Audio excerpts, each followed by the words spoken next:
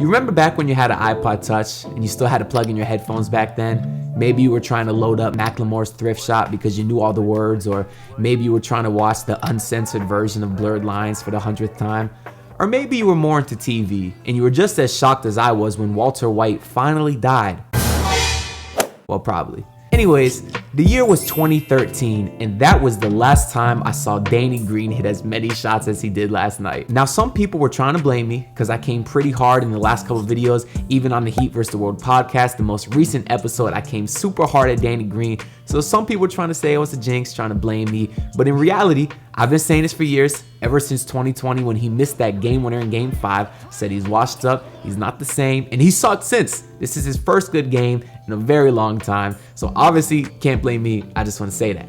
But this video is not about Danny Green. It's actually not even that much about Joel Embiid as the title suggests. Actually, this video is more about how the Heat lost game 3, and I think it can be summed up in one simple graphic.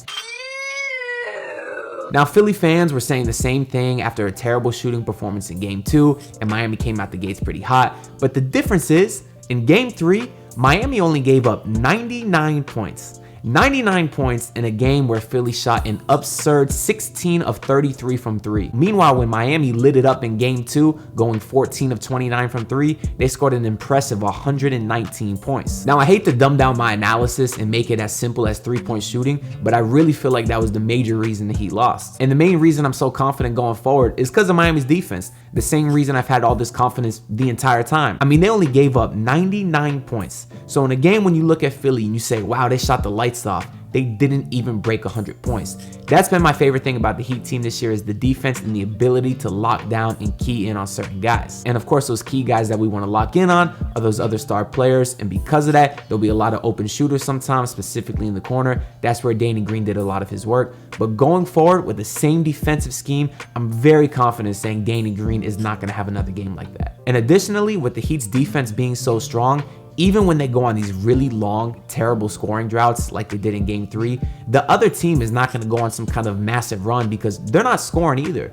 Even with as poor as the Heat shot, they were really in the game the whole time until about 4 minutes left when Maxey kind of went off and then we ended up losing by 20 points. So when you have a defense like Miami, you're always able to get back into the game and go on a monster run like we have been pretty much every single game this playoff so far. Even yesterday in game 3, we went on a 20-6 run to tie the game before we had a ton of sloppy turnovers and then Philly shot the lights out again. The reason the Joel Embiid factor doesn't scare me is because he really wasn't the reason they won last night. I mean, he was pretty inefficient. He shot 5 of 12. He got to the free throw line 10 times and hit his free throws, and you just gotta kind of always expect that with him. Obviously, he's a very big player, he's a very aggressive player, and he's gonna get a lot of foul calls just because he is a star type player.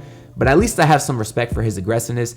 James Harden, I still think he sucks. He was super inefficient yesterday, had a decent amount of assists and rebounds, but just from a scoring aspect, he just doesn't have it like that anymore. He got to the free throw line 8 times also, but his is just all flopping and flailing. I have no respect for James Harden whatsoever. At least Joel Embiid is being aggressive, and that's how he gets his foul calls. That's why it really annoys me when people say, yeah, James Harden and Jimmy Butler are similar in the way that they're able to get to the line. Jimmy Butler is driving to the basket with a head full of steam, getting hacked and hammered and falling to the ground every single time when he drives. James Harden is just ripping through people's arms, jumping on top of them, jumping into them, and then flopping the other direction to make it look like there was a lot of contact. So Jimmy Butler and James Harden are not similar players at all, especially not the way that they draw fouls. So next game, I do expect Miami to bounce back. They're going to keep the same defensive scheme and try to lock in on Harden and Embiid, let the Philly shooters shoot, and I just don't trust them to hit like they hit in game 3. But other than shooting, there is several other things Miami does have to do better in game 4 if they want to come out with a win. One is they got to play with some more intensity. It really seems like PJ Tucker was the only one to kind of show up with that intensity. Jimmy Butler, obviously he had a great third quarter, but he settled way too early in the first half. Took too many bad threes. You really don't want to see him doing that. Dedmon was confusing. He was all over the place. He thought he was Dirk Nowitzki on one possession. I don't know what that was.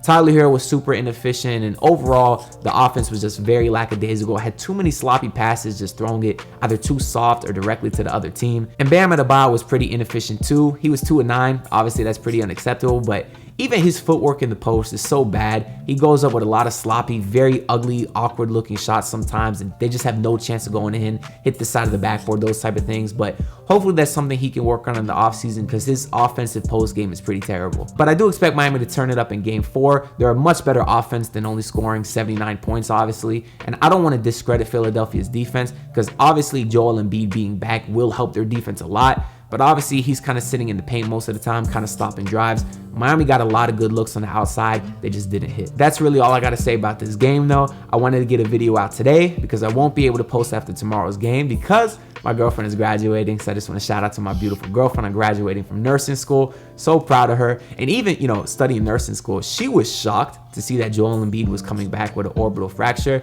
Obviously, I was shocked too. I didn't expect him to come back at all. So I actually do got a lot of respect for Embiid for, pushing through that and trying to play, because I don't think a lot of guys would. The last thing I want to do is shout out my favorite comment from the last video. This one is from my dog, Matthew P, who says, Duncan got 1 minute in this game, crying, laughing emoji.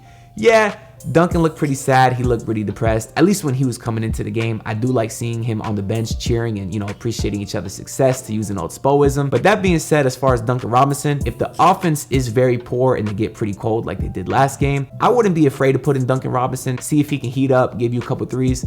Just something I was thinking about last game. And if you want to comment to be shouted out in the next video, go ahead and comment down below, whether it's a close score prediction or a funny comment. If I like it, I'll shout you out next video. Hopefully next video I'm still wearing the same shirt. Y'all know we had to switch it up because we switching shirts only after losses on this channel. Got my Miami Hurricane shirt on, so shout out to them. I think they're in for a big year this year. At least the football team. Obviously the basketball team had a relatively good season too.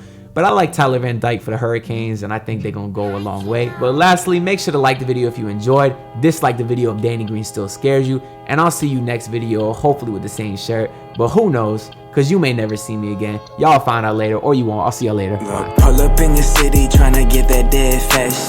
Do it on my own, I don't need no dead weight. Had to kill him off, yeah, I need a head space. You know this homegrown bitch don't offend me.